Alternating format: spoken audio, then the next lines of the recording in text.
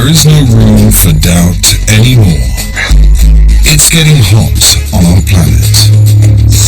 But how long will it take for us to learn to handle it?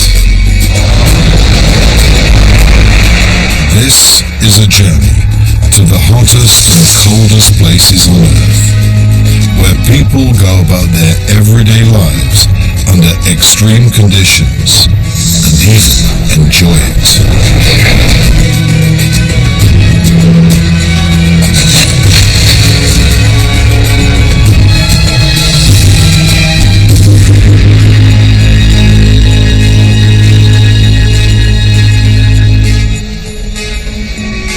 Sand and ice deserts resemble each other in their stunning beauty and the harshness of their conditions.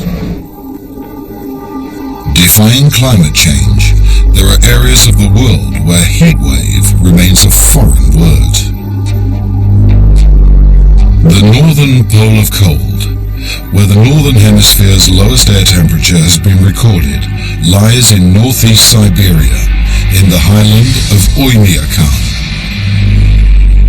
The village of Oymyakon is the coldest inhabited place on Earth. Getting there from Central Europe takes 3 days. Cars are a luxury. Their motors run 24 hours a day due to the cold between September and April. Anyone who pulls the key out has just lost a car.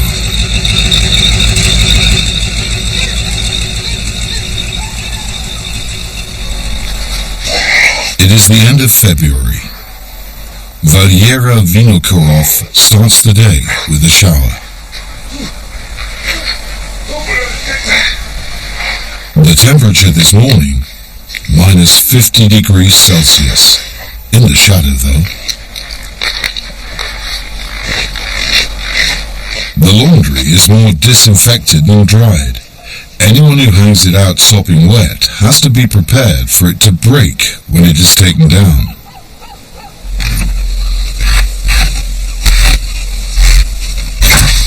The milk isn't sold in litres, but blocks measured in centimetres.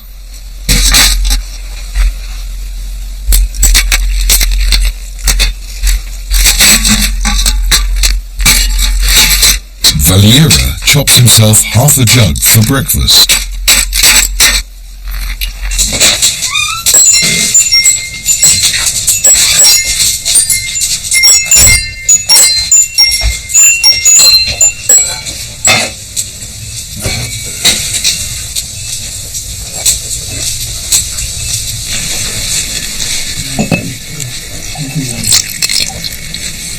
His wife, Annika, is a history teacher.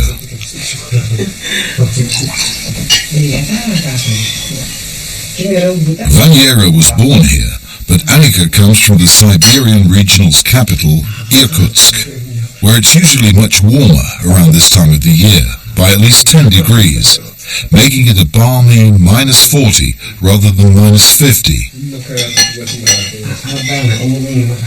In just a few weeks in March, with spring moving in, the temperatures will finally rise to minus 20 degrees Celsius.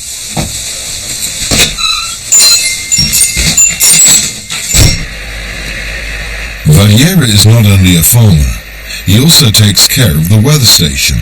It's his job to measure the air temperature and the thickness of the ice cap on the river. The data are sent to Irkutsk. The thermal imaging camera assigns different colors to areas with different temperatures. Red is warmer and blue cooler.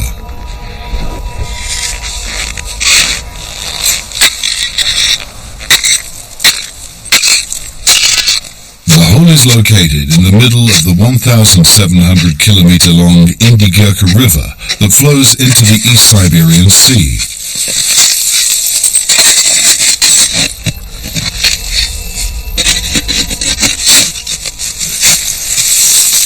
The ice cap can be up to 6 meters thick. Today, it is more than 3 meters.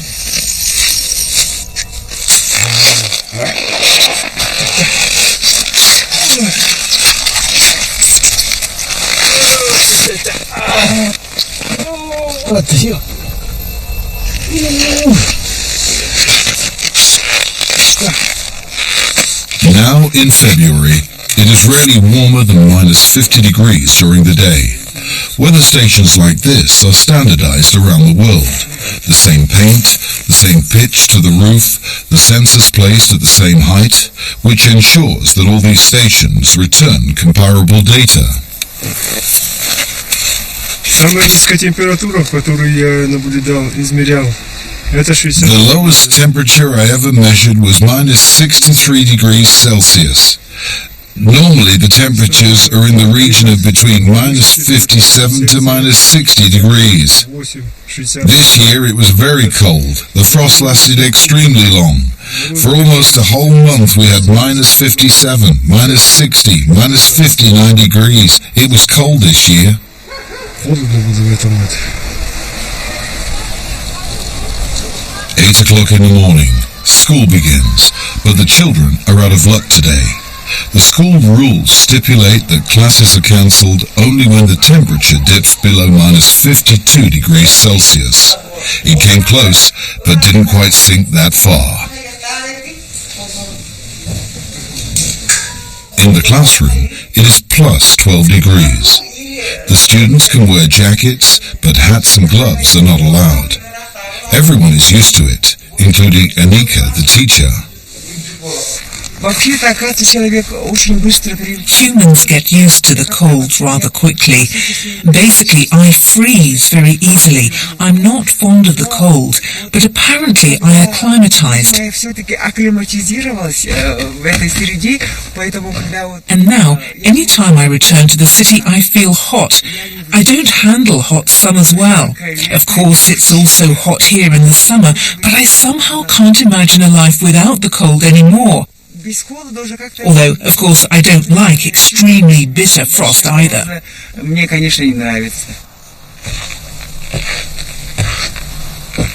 Sobolyev is 73 years old and a doctor.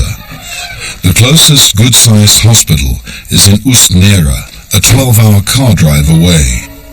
Nikolai has been responsible for everything, from toothaches to childbirth, for more than 40 years. It's an environment that tests the population.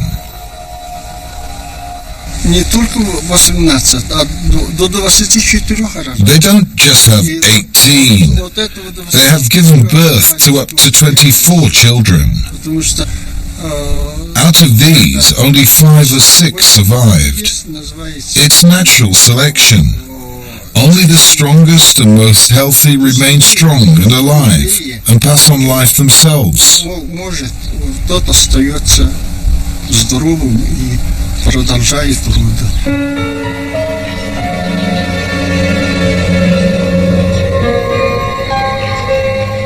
Oymyakon is known for many of its inhabitants living to be more than 100 years old, which is partly attributed to their diet. Lots of raw meat and raw fish. But the doctor notes that lately, people aren't getting quite that old anymore. It's the alcohol, he says.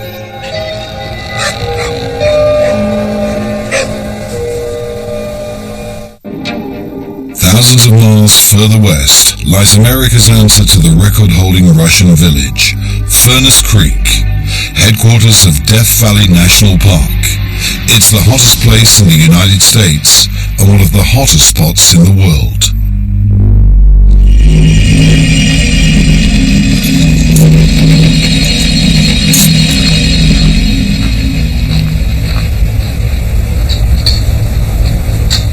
Park Ranger Charlie Callaghan has the same job here as Valiero Vinikurov back in Oymyakon.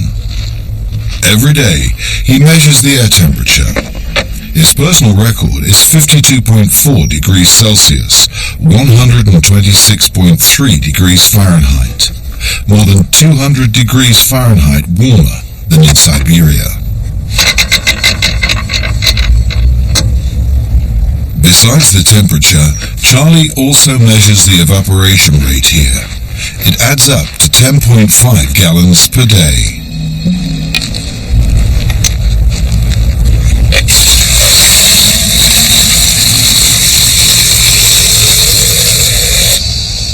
On On particularly hot days, the container has to be refilled up to 6 times.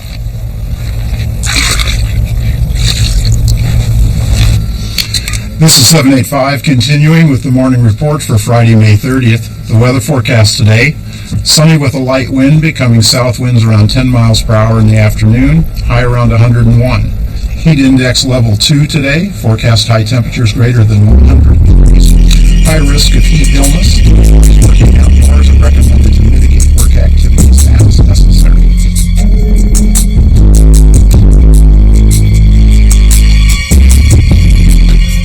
In 1913, 56.7 degrees Celsius was measured here. And recently, the temperatures have been getting that high again.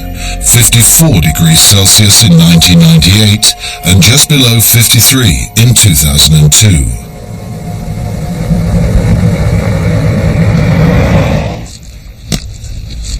This bizarre landscape attracts up to 6 million tourists every year, some of whom leave the established roads in their search for adventure.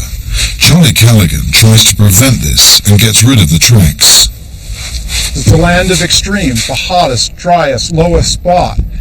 I mean, it's been over 150 years since that party of gold seekers searching the shortcut to the California gold fields came across Death Valley, stumbled into Death Valley basically. They didn't know where the water is. They didn't know how to get out. They didn't know the routes out. The members split up. Some of them made it out. Amazingly, only one died. But when that last party was leaving, when that member of the party turned around behind them and said, "Goodbye, Death Valley," the name stuck. Death Valley. The Devil's Golf Course. The Devil's Cornfield. All of these names are saying, this is a place of perdition. But before the gold seekers had advanced this far, it was the home of the Timbisha tribe. They called it Red Rock Valley. Today, only 150 Timbishas live here anymore. They used to move into the mountains in the summer and return to the valley in October. 80 years ago, their settlement was destroyed by gold seekers. Barbara Durham has been living here since her childhood days.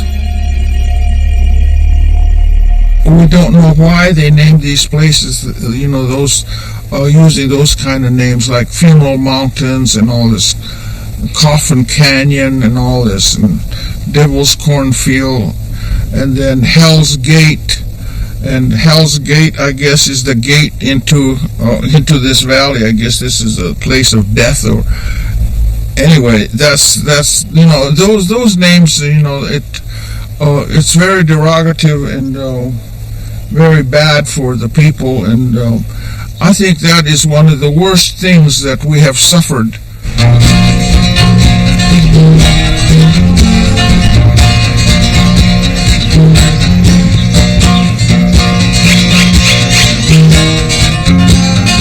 Only about a half a mile away from the Timbisha settlement lies a well-watered golf course, an inviting playground, a big swimming pool, a shop, 2 restaurants and a bar.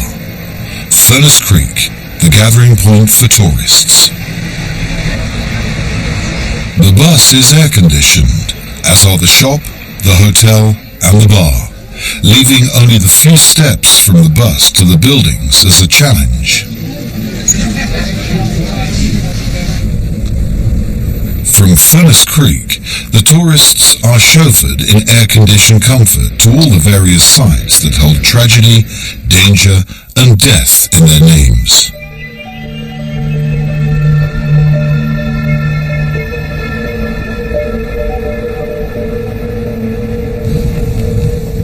A high point of the tour is Badwater, the lowest point in North America, 85 meters below sea level. Badwater is an austere salt flat that appears deceivingly harmless to many pleasantly cooled tourists, giving some the foolish impression that they could dare a hike.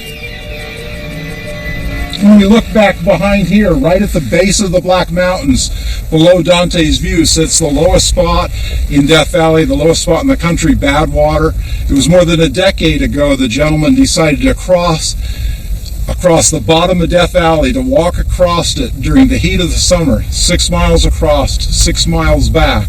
I mean, it doesn't look very far, but 6 miles is going to take 2 or 3 hours to walk. He made it successfully. He made it all the way across. He made it almost back, within a half mile of Badwater, before he dropped. It was more than a week before the reports came in that he was missing, before we were able to walk out and find him. And the rangers who carried him out of there, the thing that struck them the most, it had only been a week, and yet as they picked him up, his body had been burned black from the sun. All the moisture had dried and wicked out of his body. He's laying on the salt flats there. They say the bones actually rattled in his skin as they were carrying him out.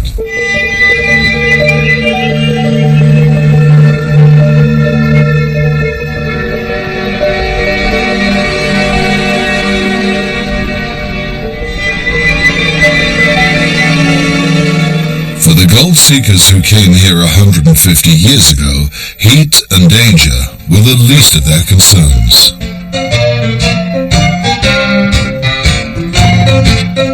All they had in mind was striking it lucky and getting rich fast. None of those desperados would have considered settling here.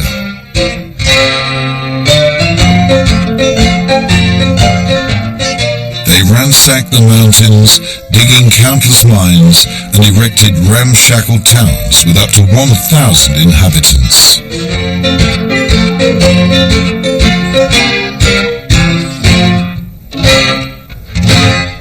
What's left are the graves of those that didn't make it, and the foundations of their settlements.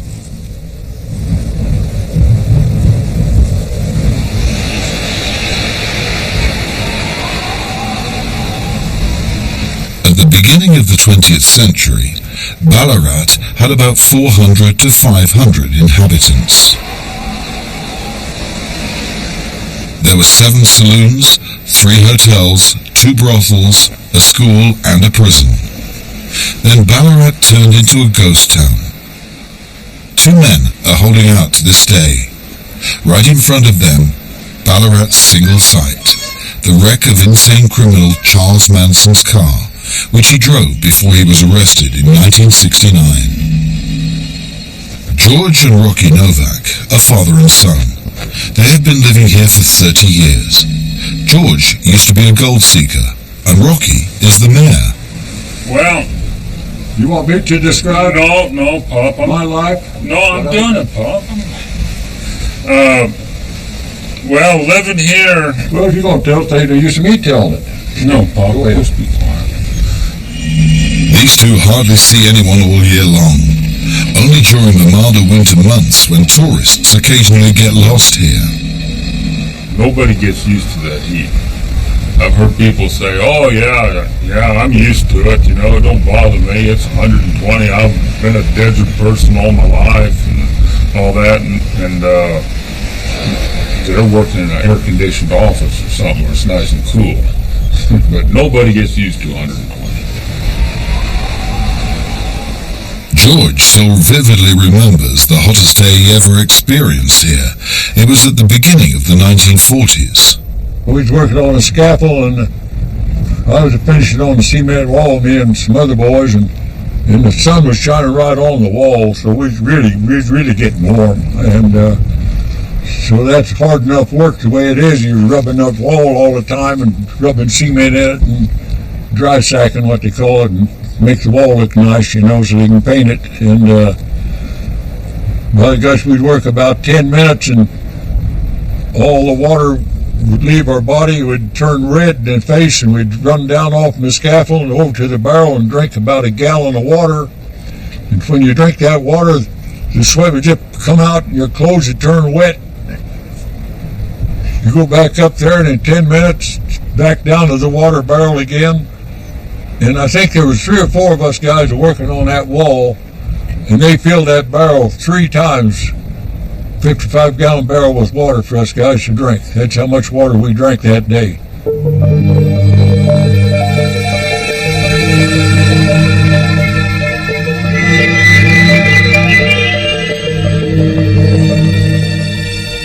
When you walk outside in those temperatures, it's like walking out into a blast furnace. Your ears burn, your eyebrows burn, you know, the handle of the car is too hot to touch. So you just want to go back into an air-conditioned room. But of course, we had to go out and record the temperature that day, and we ended up with 129. I think we were rooting for 130, but it didn't quite happen. Death Valley has much to offer, but not the world record, which is 58 degrees in the shade, measured in 1922 in Libya. The world's official hottest place is called Al Azizia. The city is regarded as a gateway to the Sahara Desert, just 25 miles from Tripoli and the Mediterranean Sea. It doesn't look like Death Valley's blast furnace here, and although temperatures regularly exceed 40 degrees, the 1922 world record has never been reached again. Life here begins very early in the morning, especially on market days.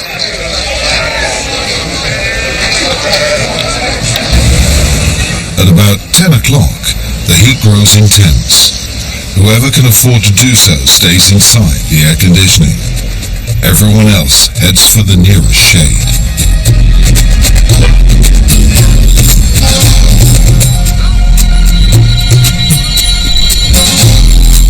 Between 11 a.m. and 4 p.m. is the hottest. Then the city simply takes a break.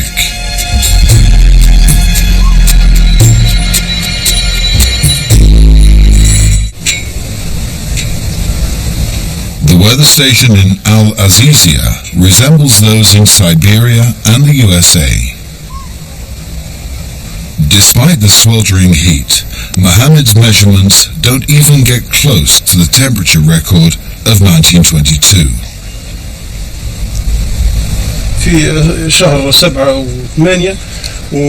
In July and August is when it's the hottest here. On the 13th of July 2007, I measured 48.8 degrees Celsius. That was the highest temperature during the last 2 years that I've been working here. In the National Meteorological Center in Tripoli, temperature data have been recorded for 100 years. And this is why we find that legendary measurement from the year 1922. A reading believed to be the highest registered air temperature ever measured on our planet. This value has been published millions of times and questioned frequently, yet hardly anyone has seen the actual original record. Libya was under Italian occupation at that time, and the document is written in Italian. The meteorologist, Khalid El-Fadli, has been investigating the reasons for this unmatched record value for many years. Here it is, in black and white, written by hand, 58 degrees Celsius. The measuring station was part of an Italian garrison that is a ruin today. When a soldier registered the reading, the meteorologist in Tripoli couldn't believe it. He sent him back 3 times to recheck, but only received another confirmation each time. So the only source of possible error would have been the thermometer itself. We have 2 reasons for that temperature. First of them, maybe there are some mistakes in the measurement, or another reason, maybe there is a logic or scientific reason related with the activity with the sun activities or sun spots in that period. Once the sunspots in that period, especially in 12 September at the same year or 13 September, the sunspots increased up, I think up more than 10 sunspots. Maybe this phenomena caused for the temperature will be increased or reached to this value. For almost 90 years, Al-Azizia has topped the list of the hottest places on Earth. But now an American research team is challenging the record list with the help of a satellite. It's not only the legendary 58-degree record of Al-Azizia that's under examination, but all other temperature records as well. At the University of Montana, the search for the hottest and coldest places on Earth has been given a new foundation. David Mildrexler arrived at some surprising conclusions by observing and analyzing several square mile areas of the Earth's surface over the course of 4 years. Mildrexler doesn't measure the temperature of the air though, but rather the temperature at the ground, a departure from the traditional methods. Now that we have these accurate satellite-based measurements, we can look at the whole Earth continuously and figure out where these hottest spots are. And the social aspects of it have been a big driver of it. And the interesting part about it is that neither Death Valley nor Al-Azizia appears to be the hottest spot on Earth. We've detected it in Australia in 2003 in the Queensland province, and then for 3 years in a row in Iran's Lut Desert, which tends to be the hottest spot consistently on the Earth as far as I can tell. The Dasht Lut is a gigantic desert basin in the south of the central Iranian highlands. While frost is possible during winter nights, the land starts to burn in the summer. Air temperatures rise to more than 50 degrees Celsius. The record ground temperature registered by satellite was 70.7 degrees. For comparison, both the Sahara and the Gobi deserts barely reach 60 degrees. Settlements exist only on the outskirts of these regions.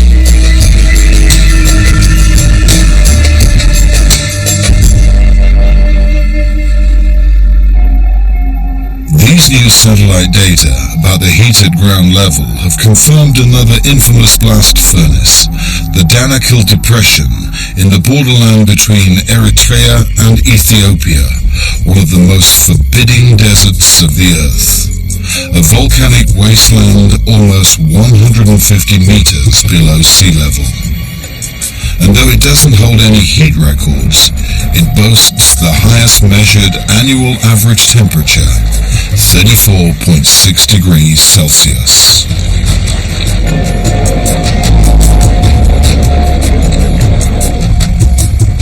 The drier and more desolate a region, the more it heats up. There are no streets here. The only means of public transportation are the salt caravans. Traveling through the Danakil Depression is a bold undertaking, not only because of its high temperatures, but because its inhabitants, the Afar, are considered wild and dangerous. The Afar have always made their living by mining the salt pans of the Danakil Desert and selling their salt in the Ethiopian highland.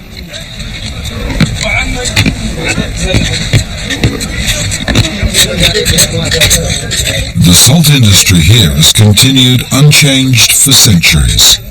The blocks are standardized to a weight of about 7 kilograms.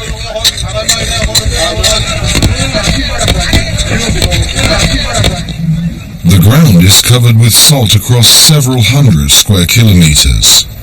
Some years pass by without a single drop of rain.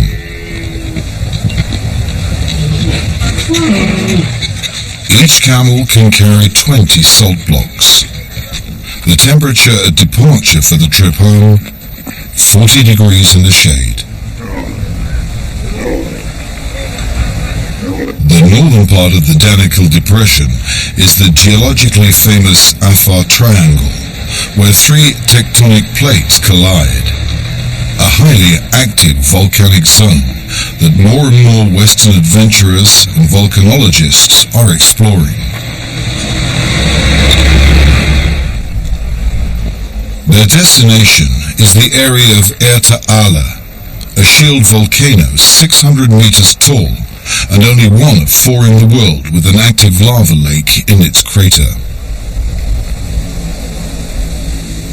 What attracts visitors here, despite any difficulty and danger, is a bizarre, hostile landscape of incomparable beauty that offers a unique glimpse into the Earth's interior.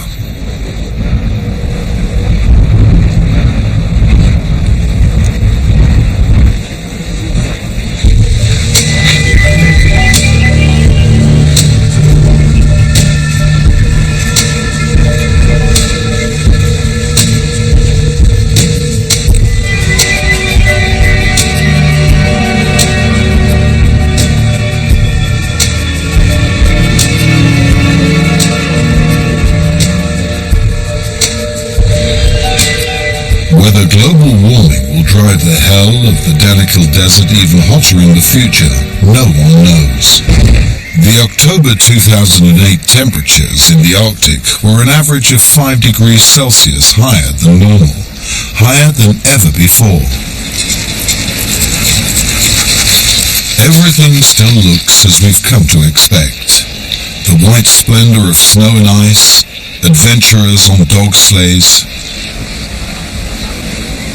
But what is slowly happening here, as observed from satellites and forecast by computers, will have a lasting impact on the entire planet and all of its inhabitants, humans, animals, and plants alike.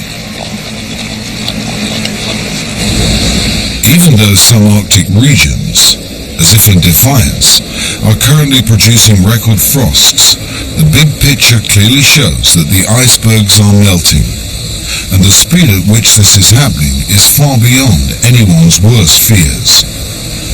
The permafrost is thawing, the ice cover is thinning, and the sea level rises.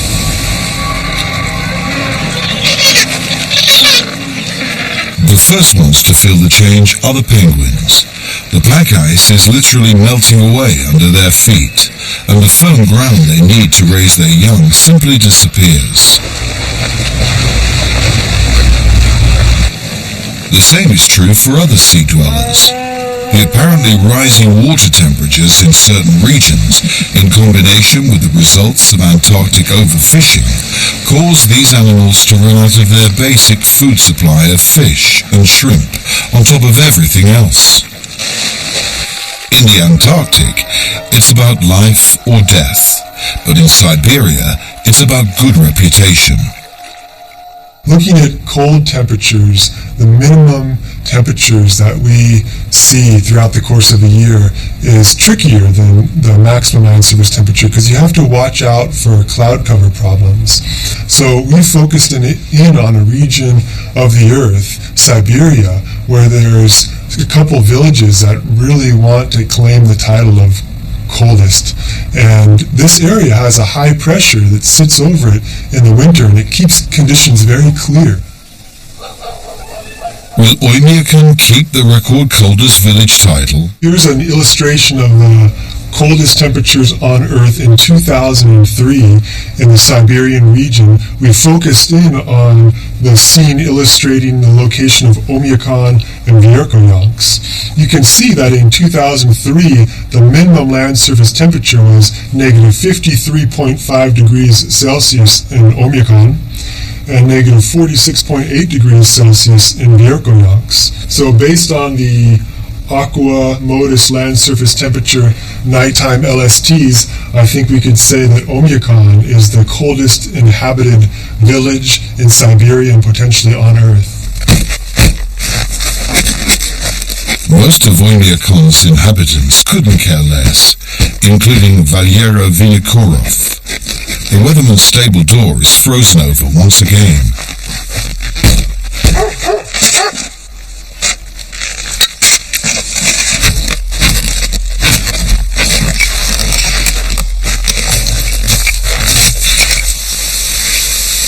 The milk cows are protected from the cold during the long winter months in underground stables. The horses have less of a problem with the weather, provided Valeria feeds them regularly.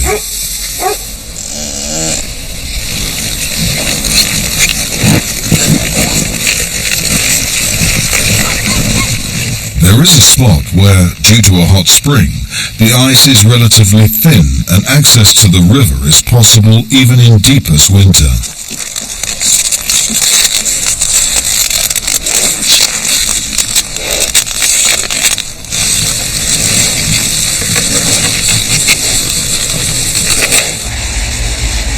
Even the water for human consumption is pumped from this location, with a tank truck.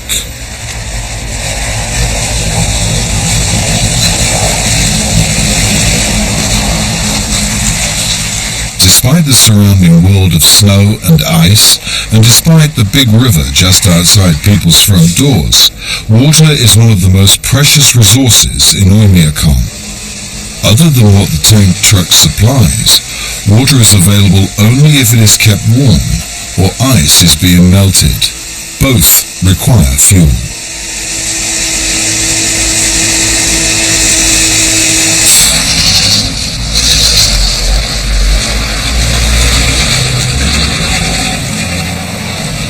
If a household needs fresh water, a red flag is posted, and the tank truck stops and delivers.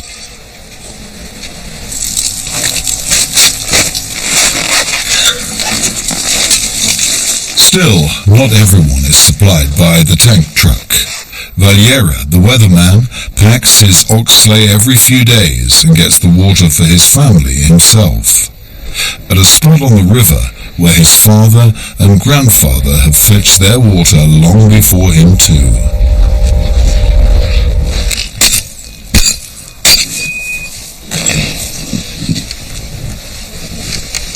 Back home, the water is doled out carefully. The hard-won ice blocks are melted only for drinking and cooking, and whenever his wife Annika wants to take a bath. For everything else, the snow must make do.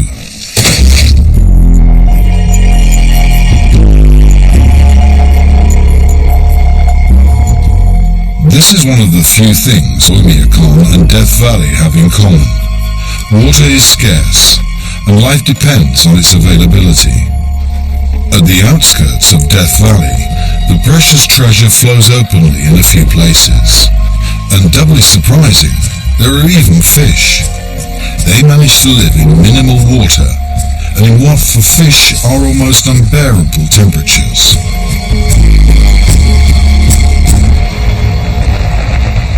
One of these pupfishes has risen to worldwide fame, the Devil's Hole pupfish. Its sole habitat is Devil's Hole, east of Death Valley. In the 1970s, the United States Supreme Court ruled that the protection of this endangered species was more important than diverting the water for agricultural use.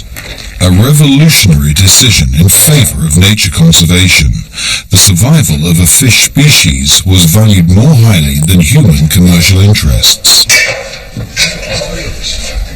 Devil's Hole is a pool with a limestone cavern inside a hill.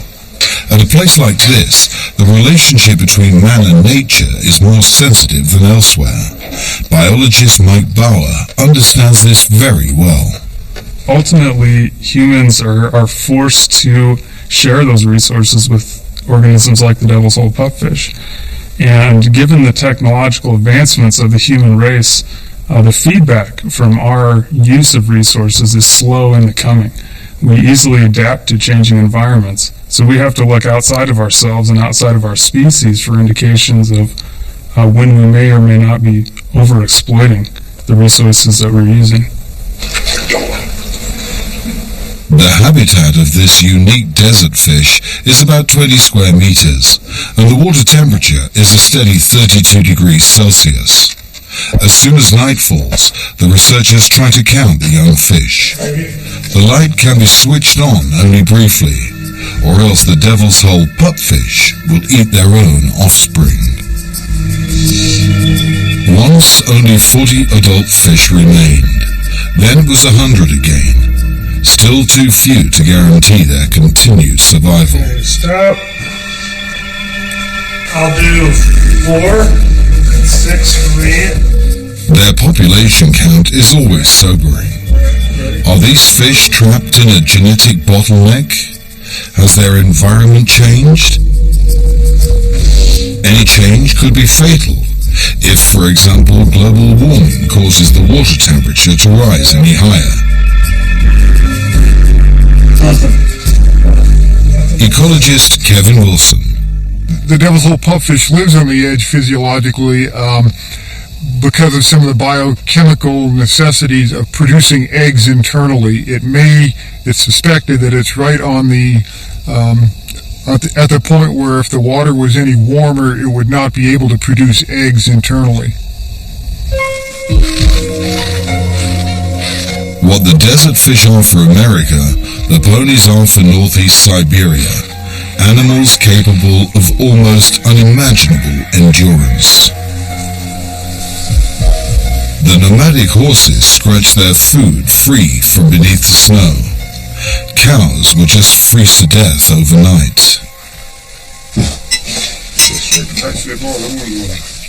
Their ponies are the pride of the Yakuts, of whom there are only about 400,000 remaining today, and who are therefore on the list of threatened peoples. The Yakuts have achieved a symbiosis with their horses and the cold. Their ponies are status symbols, of course, but also an ally to tame the cold.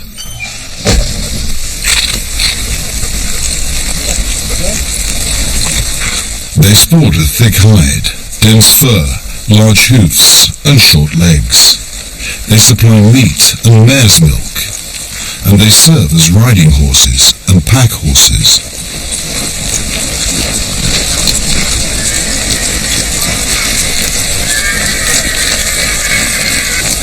Очень тяжело их обучать. Они все равно как дикие. It's pretty difficult to train them. Когда начинаешь... They always remain a little bit wild. Отлавливаем их. Before we start their training, we sort them according to sturdiness, character, and so on. Каждый день надо их. You have to work with the animal every day, which will turn out a good horse after a year. Steady, fast, and useful for everything. You can swim through a river with them, and go bear hunting. It won't balk at anything. На медведя можно ходить. Они не испугаются.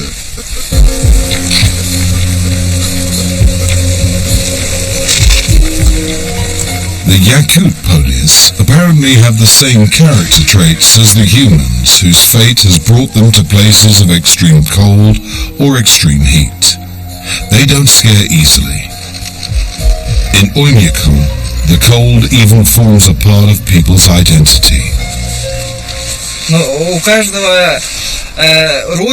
For every human being, home is something sacred. I was born here. I've spent my whole life in Oymyakon, and I'm proud to live on the coldest spot on the earth. So everything is just a matter of perception and getting used to it, as with Valyera Vinokurov. It's minus 40 degrees now, and I just sit here quietly without gloves, and I don't freeze.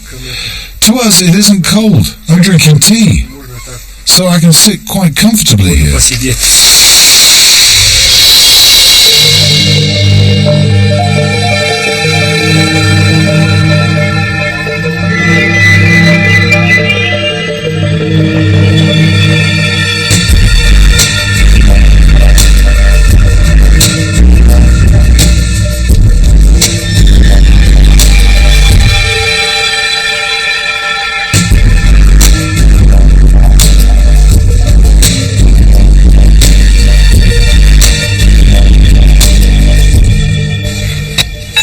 For some, this is an adventure.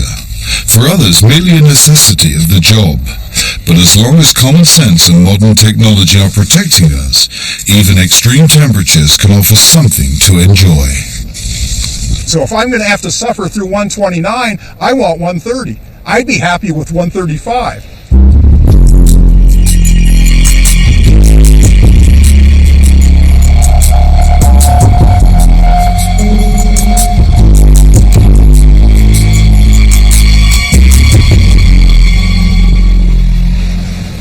You gotta be damn tough, that's all I can say, and only half there. You gotta have an interest in life. If you don't have an interest in what you're doing, don't even think about going to the desert.